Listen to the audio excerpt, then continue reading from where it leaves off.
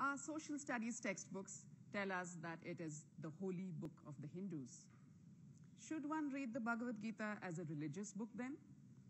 That would be a little odd, because the Gita predates organized religion itself. It was written 500 years before Jesus Christ, 1,000 years before Muhammad the Prophet, and over 2,000 years before Hinduism itself was a thing. Reading it as a book of religion also does not quite explain its consistent, sustained appeal over 2 millennia, not just among people of its own community, but with people across the world. So reading it as a religious book is a sort of limiting way to read the Gita. What then is the secret of this? What is the magic of this slim volume of poetry? What is it about this age-old conversation between two best friends called Krishna and Arjuna that make people return to it generation after generation, return to its shining moral compass for guidance whenever they are beset by despair or doubt? Here's the secret. The Gita's strength lies in the fact that it concerns itself not just with the metaphysical, but with the very physical. Not just with the otherworldly, but with the very worldly. Not just with the afterlife, but with life itself. So what are the alternative ways to read the Gita then, if not just as a holy book? Let's see. So the Mahabharata, as most of you know, is one of the two great epics of India, and the Gita is part of it. So the whole story is centered around a great war, one that is fought between two sets of cousins. On the one side are the Pandavas, who are upright, noble, righteous. On the other side are the Kauravas, who are not. Now, the only two characters that we are going to concern ourselves with today are the Pandava prince Arjuna, who is the greatest archer in the world, and his friend and mentor Krishna, who is his designated charioteer during the war. Now, the war is about to begin when our hero Arjuna loses his nerve. The sudden realization that he is about to destroy half of his closest family strikes him like a thunderbolt, and sick with despair, he lays down arms and turns to his friend Krishna for guidance. The two of them have a conversation, and we know that conversation today as the Bhagavad Gita. Now, during the course of this conversation, there's plenty of dissent and disagreement. Krishna harangues Arjuna, even heckles him at times. Arjuna argues, challenges, questions Krishna.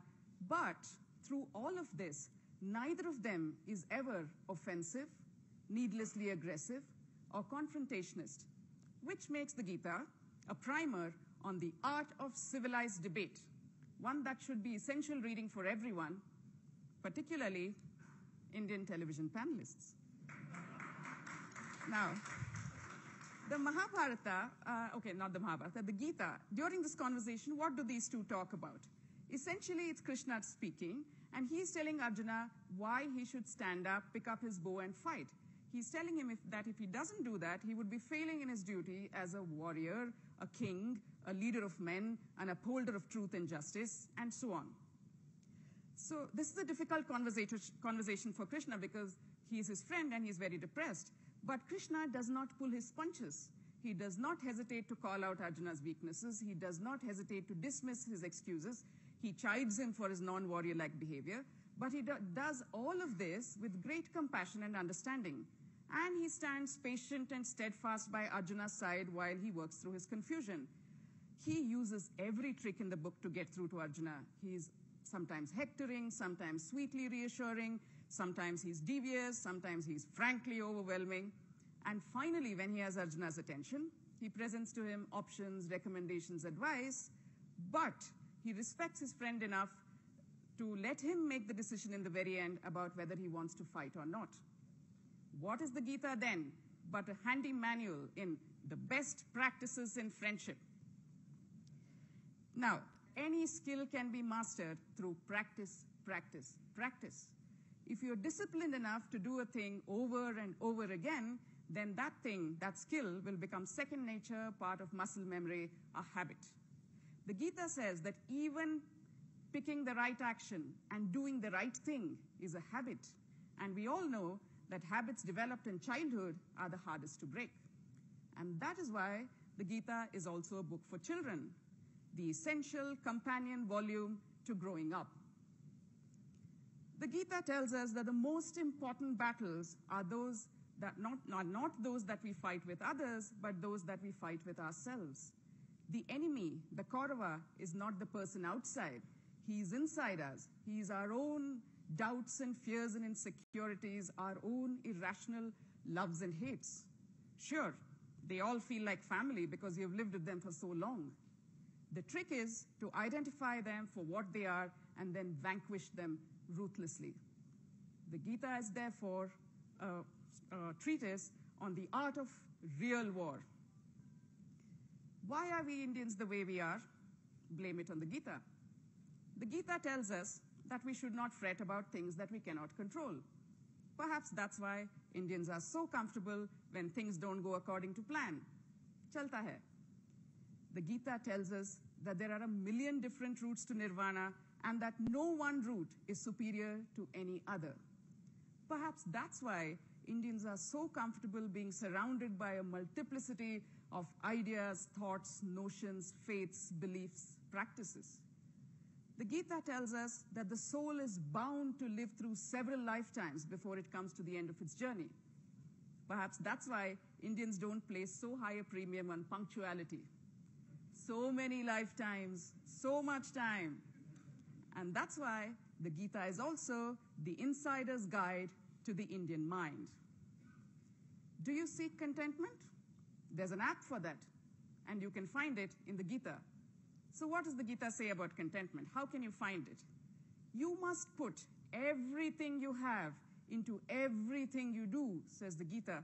But there is no bigger fool than you if you imagine that just because you put your best effort, the outcome will be something that you desire. Understand, says the Gita, that some things lie within your control, like your effort, but some things most certainly do not, like the outcome. Therefore, focus on your effort, let go of the outcome. In other words, play to play, don't play to win. If that doesn't make the Gita a killer app for contentment, I don't know what does. The universe, says the Gita, gives us so many things for free. The life-giving sun, the nourishing rain, the fertile earth. We would be nothing more than common thieves if we did not give back in equal measure. And how do you give back in equal measure? Simply by doing your own duties well, to the best of your abilities. Simply by shouldering your own responsibilities as parents, teachers, students, doctors, priests, lawyers, with a smile, and doing your every action with an attitude of gratitude. Only if you do that, says the Gita, is the ancient cycle of give and take between gods and men kept in motion.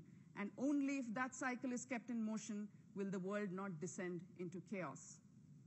Did someone say Adam Smith? The Gita is the original monograph on free trade. Now, what is wisdom? What is the ideal man, human being supposed to be like? What should you aspire for if you want to be like the ideal person? According to the Gita, it's very simple. There's a recipe. When you see the world as it really is, then you have attained the status of the ideal human. And what does that mean? It means you see a bit of yourself in everything around you and a bit of everything around you in yourself. It means you're able to look beyond the differences on the outside to the sameness on the inside. It means you're able to say with conviction that the entire world is my home and every creature in it my family. This makes the Gita the ultimate equal rights manifesto, one that not just individuals, but governments would do well to adopt in our divisive, intolerant times. The Mahabharata, all 100,000 verses of it, I believe, was expressly written to contain the 700 verses of the Gita. Just as a tree creates a juicy fruit to house, hold, protect, and disperse its seed, the storyteller of the Mahabharata sets up this grand canvas, paints an engaging narrative, populates it with the most memorable characters, brings us to the brink of a great war, and then, wham, introduces the 700 verses of the Gita.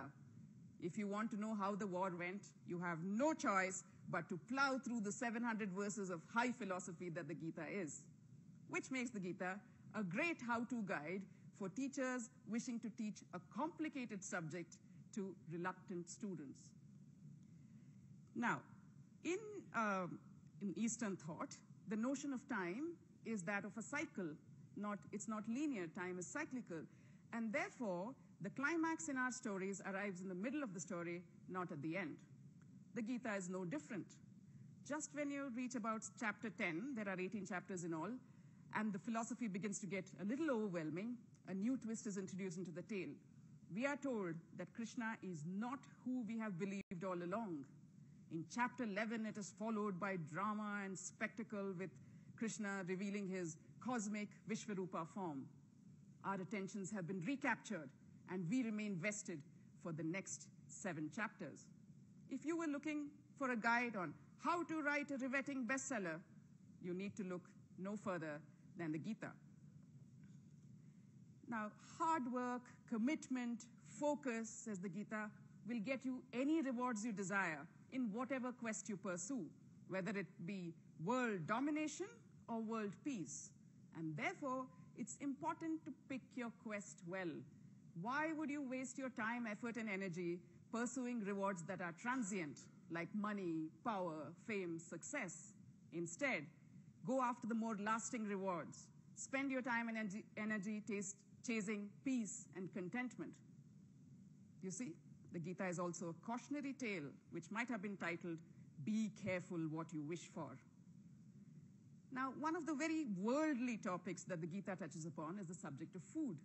It actually gives you a diet plan for life.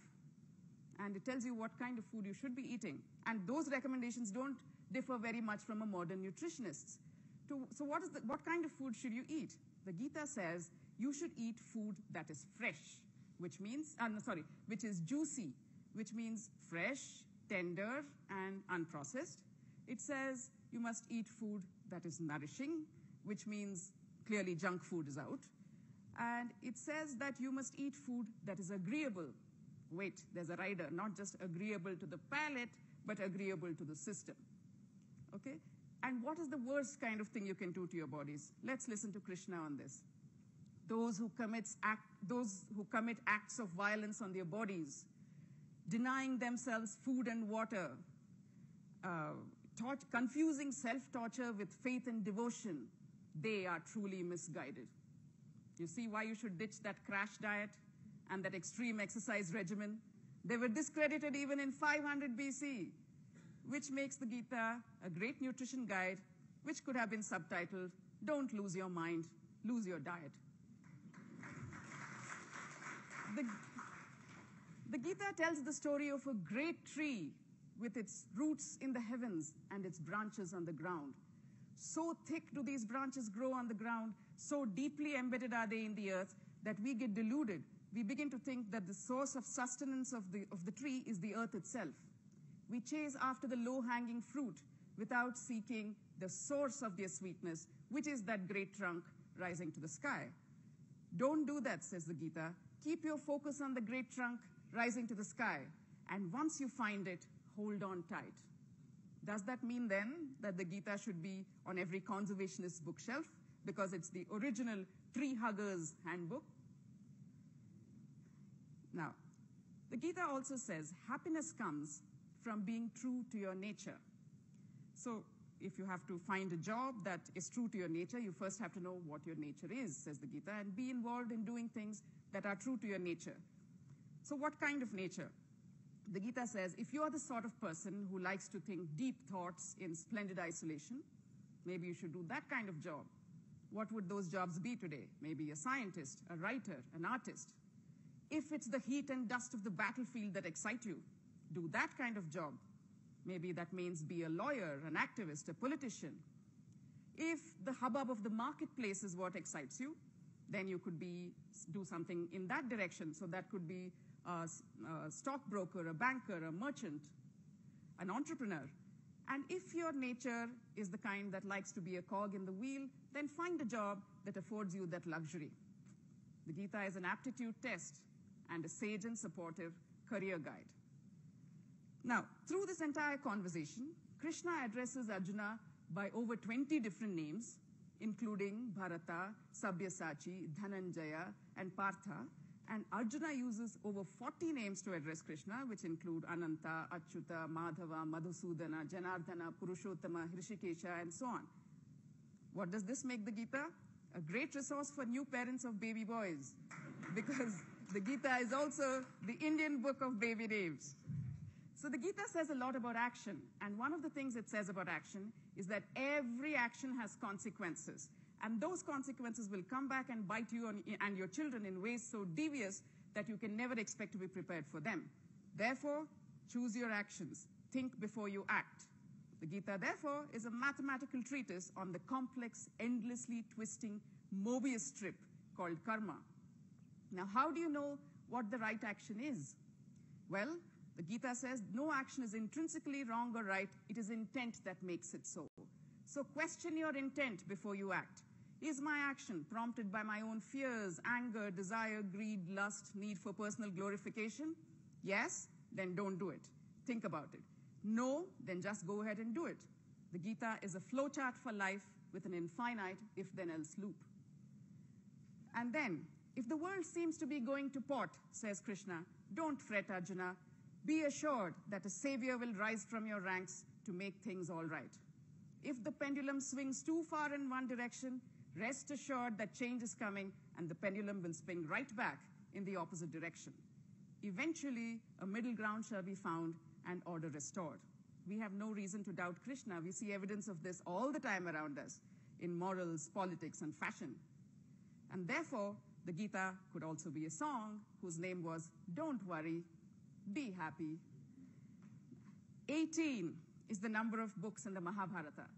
18 is the number of chapters in the Bhagavad Gita. 18 is the number of days that the great Mahabharata war was fought over. 18 is the number of minutes in a TED Talk. And 18 is the number of alternative ways to read the Bhagavad Gita that we have just explored. Could there be more ways? To answer that, let's go back to India's Book of Answers, the Gita itself. In it, Krishna tells Arjuna, what I have revealed thus far is but a fraction of my infinite glory. That, ladies and gentlemen, could well be the Gita speaking. Thank you very much.